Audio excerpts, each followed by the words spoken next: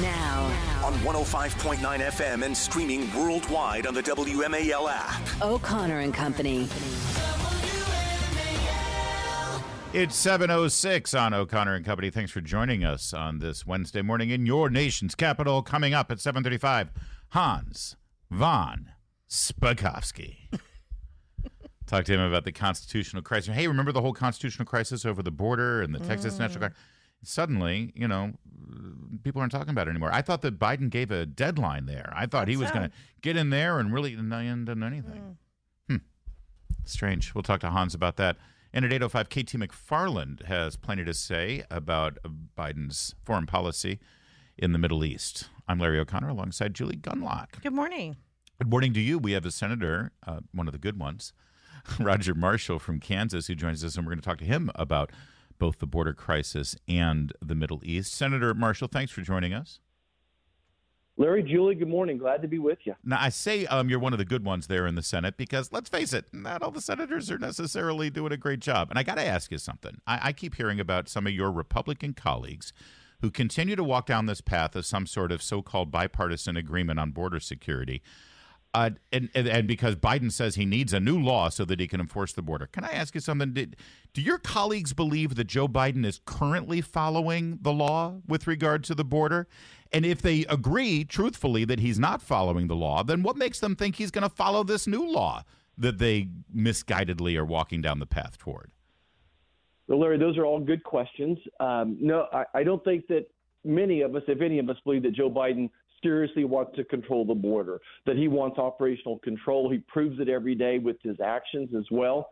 Nevertheless, this is the number one problem facing Americans. I'd love to solve the problem. If there's a way we can tighten up the laws to even control Joe Biden, but to your point, he's breaking the law right now. I'm going to refer specifically to parole. Remember, under Barack Obama, he paroled 5,000 people a year. Joe Biden is paroling 700,000 people a year. What the law clearly states is this parole should be an individual cases, by individual case. And here's Joe Biden paroling people, tens of thousands of people at a time. And then number one, he is tasked with maintaining operational control. That's the law, to maintain operational control. There's not a person, I think, that could ever visit the border and say, oh, we have operational control. So no, we get it. We'd like to solve the problem. I would too. I think the only way you solve the problem is hiring a chief executive who will actually follow the law with regard to the border. As long as this man is in the White House, he's demonstrated that he will flout the law. Yeah, I can't argue with that. Elections do matter. I am concerned that no matter what laws we write, that he will continue to break them. And again, he has the authority to control that border yesterday if he wanted to. If he was really serious about these negotiations, he would start controlling the border. But have you ever heard him say, we want border security? Nope. No, he always frames this in the context of immigration, getting more people across the southern border so they'll vote for Joe Biden. That's right. Over in the House yesterday, the Republicans forwarded this resolution to impeach Mayorkas. And Benny Thompson spent the entire time, or spent his opening statement saying, these are not high crimes and misdemeanors. He lied to Congress. Doesn't that, saying that the border is secure, doesn't that rise to an impeachable impeachable offense? I think it does. I think that he lied to Congress. And I still go back to this. He broke his oath, he broke the law, and he did not enforce the law. He took an oath to keep us safe, to maintain control of the border.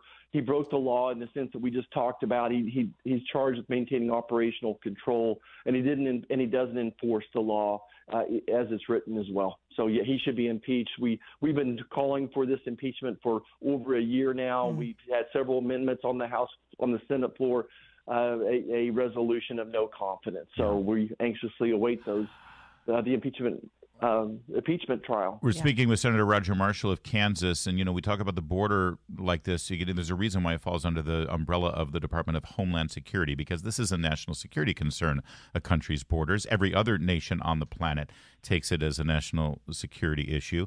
So I commend you for the bill that you are now pushing, which is called, and I'm going to let everybody know what the name of this act is. It's Where Are the Terrorists Now Act.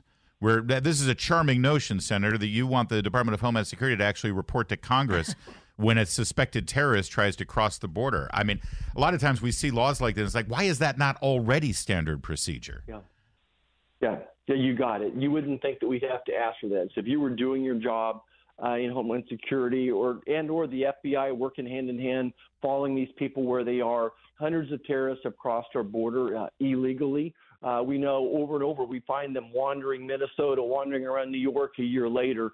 So once these people cross the border, it should be the obligation of DHS to track these people, put a bracelet on them, whatever they got to do, but we should know where they are. We shouldn't have to ask for this, but we certainly want to bring it to their attention that we know they're out there. And this is why FBI Director Wray said everywhere he looks, he sees blinking lights, concerned about the safety and security of Americans. It's been several days now since the 3 soldiers were killed at the hands of terrorists funded and coordinated by the nation of Iran, and one could argue financed by the Biden administration.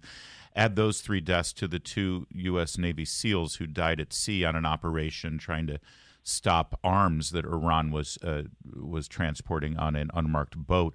And yet we still don't have any kind of response, any real response from this administration or from the U.S. military. Have you been in consult? Has the administration or the Pentagon actually consulted with the Senate? Have they let them know what the plans are? The president keeps saying that he's going to respond. He keeps telegraphing through the media that they've made some decision, but we haven't had it. At this point, I'm afraid we're going to either have too little too late or actually too much too late. Yeah.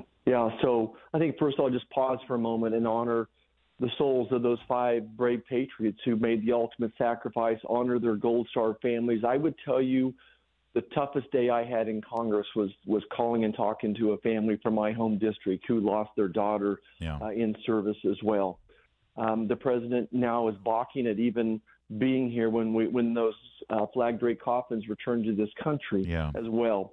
So stop and honor them. But to your question, he's lost his reputation. Joe Biden has lost his reputation. It's going to be hard to put this horse back in the barn.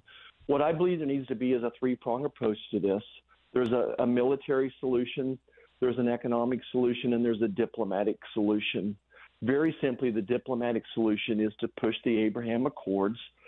The military solution can be multi-pronged in and of itself. Remember what President Reagan did back in 1988 when the Iranians mined one of our ships. He turned around and he attacked their oil derricks offshore. Along with he attacked 3 of their military ships. We should do that along with shut down their shipping. Iran is operating some 500 ghost ships with foreign flags shipping oil from basically Russia to Iran and then on to China. We should stop those ships. We should punish any country that's participating with them. There are some military satellites that Iran recently launched. We should take out those satellites. We should be working with our allies, shutting down airspace. Working with the Saudis to shut down their airspace, everybody around Iran, we should be isolating them economically and diplomatically as well. We could talk about the economic opportunities. We have not scratched the surface of what we could do economically to them.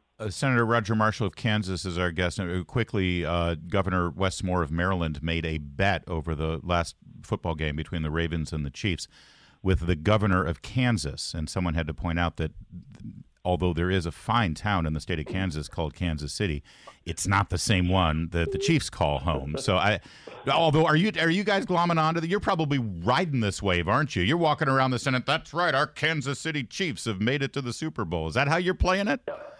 Oh, absolutely. I got my Chiefs tie on right now, getting ready to head to the Capitol. They're in Missouri, Senator. They're in Missouri. They're ours.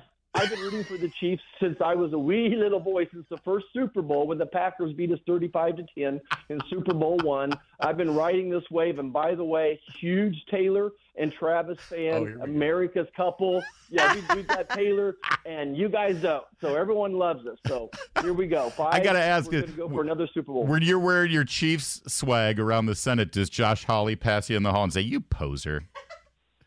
Oh, no, we're in this together. Yeah, Josh and I are tight. We've got Eric Schmidt going along here, so we're all riding this wave. Like, there's just a thin river separating us. most of the players live in Kansas, so because of the taxes. The tax base. So now we're going to ride this wave all the way to the Super Bowl and enjoy the ride. If the case you were making is it's the good Midwestern Kansas City Chiefs against the evil Gavin Newsom San Francisco 49ers, you have won the argument, sir. Go Chiefs. There we go. We'll just stop right there. Thanks so much for having me. Thanks, Senator. It's 7:16. Let's get right to Jamie Whitten in the Hadid Carpet Cleaning Traffic Center.